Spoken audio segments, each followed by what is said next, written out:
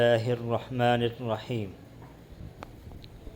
اللہ سے امید ہے کہ عربی سیکھنے والے حضرات خیریت سے اور اچھے ہوگے۔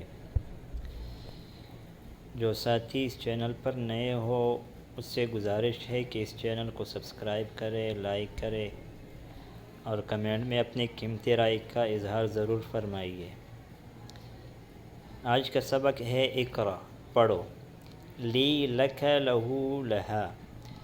آج کے سبق میں ہم ان کا استعمال پڑھیں گے کہ ان کا معنی کیا ہے، کس طرح استعمال ہوتے ہیں۔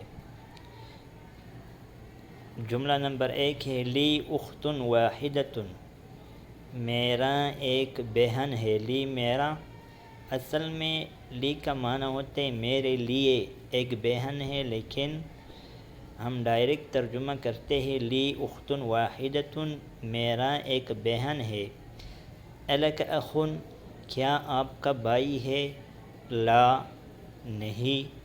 ما لی اخ، میرا بھائی نہیں ہے۔ اختی لہا طفل صغیر، میری بہن کی چھوٹا بچہ ہے، میرے بہن کا چھوٹا بچہ ہے۔ اختی لہا طفل صغیر، میری بہن کا چھوٹا بچہ ہے، طفل بچہ، صغیر چھوٹا۔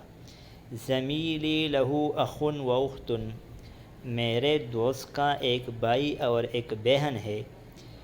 نقول عندی کتاب و نقول لی اخ لا نقول عندی اخ، یہاں پر ایک بات بتاتا ہے کہ ہم کہتے ہیں میرے پاس ایک کتاب ہے، نقول ہم کہتے ہیں عندی کتاب، میرے پاس کتاب ہے، ونقول اور ہم کہتے ہیں لی اخ، میرا ایک بھائی ہے، لا نقول عندی اخ، ہم نہیں کہتے کہ عندی اخ، مطلب ہے کہ اگر کتاب وغیرہ ہو تو اس کے ساتھ عندہ استعمال ہوتے ہیں، عندی کتاب، لیکن اگر بھائی، بہن، چچا، ماموں، والد وغیرہ ہو تو اس کے لیے عندی کا استعمال کرنا درست نہیں ہے، تو اس کے لیے لی استعمال ہوگا۔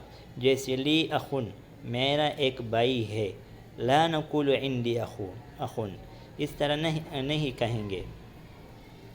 مع کا معنی ہے ساتھ۔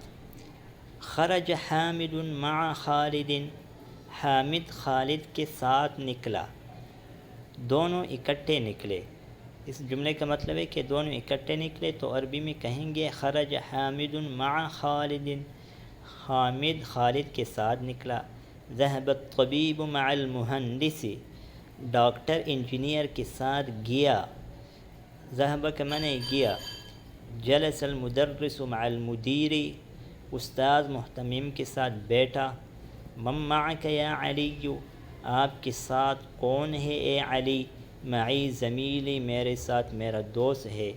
آمنۃ معها زوجها، آمنہ اس کے ساتھ اس کا شوہر ہے۔ آج اس سبق پر اکتفا کریں گے، انشاءاللہ آئندہ درس میں ملیں گے۔ جزاکم اللہ خیر، السلام علیکم ورحمۃ اللہ وبرکاتہ۔